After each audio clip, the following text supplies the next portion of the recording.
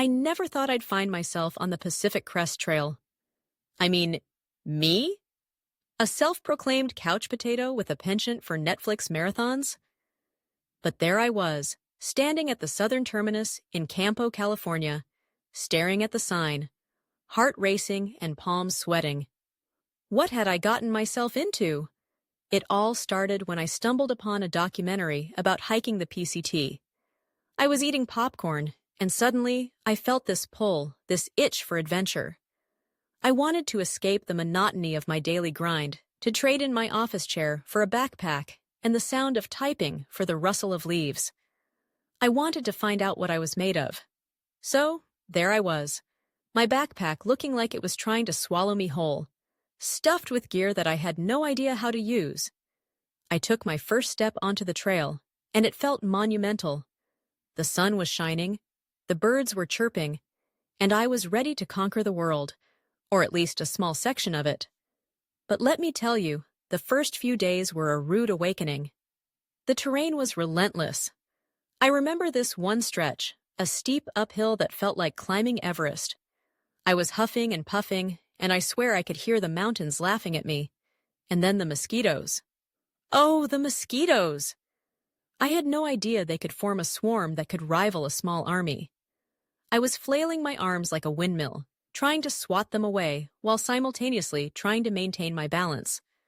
I probably looked ridiculous, but I didn't care. I was out there, living the dream, right? As the days turned into weeks, I started to find my rhythm. I learned to embrace the challenges, to laugh at the absurdity of it all.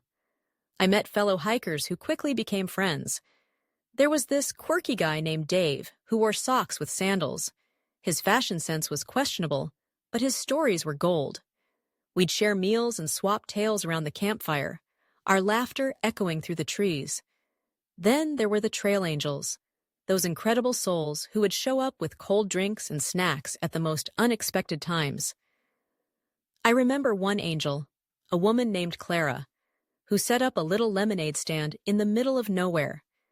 It was like finding an oasis in the desert. She told us stories of her own hikes, inspiring us to keep going, to push through the tough days.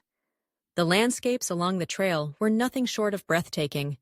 I stood atop a ridge in the Sierra Nevada, gazing out at the vastness of it all, the snow-capped peaks glistening in the sunlight.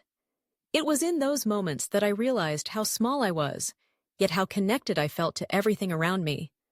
I was part of something bigger, a tapestry woven with the threads of every person who had walked this path before me.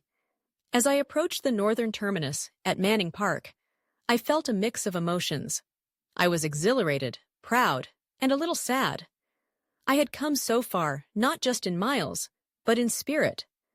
I had faced my fears, battled my insecurities, and emerged stronger. I had learned that life, much like the trail, is full of ups and downs. But it's how you navigate those twists and turns that defines your journey.